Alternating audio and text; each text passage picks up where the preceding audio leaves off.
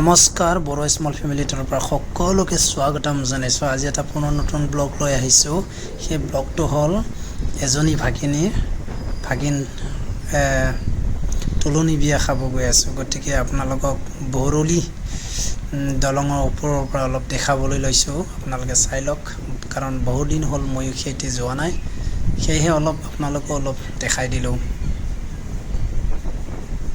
চাই লওক আপোনালোকে, কি ধুনীয়া সুন্দৰ। সেয়া গেট পাই গ'লোঁ আমি, কাৰণ নিমন্ত্ৰণ ৰক্ষা কৰিবলৈ আহিছোঁ। গতিকে সেয়াই গেট সন্মুখত পালোঁ। এই আমাৰ মাইনাজনী দৌৰ মাৰি আছে।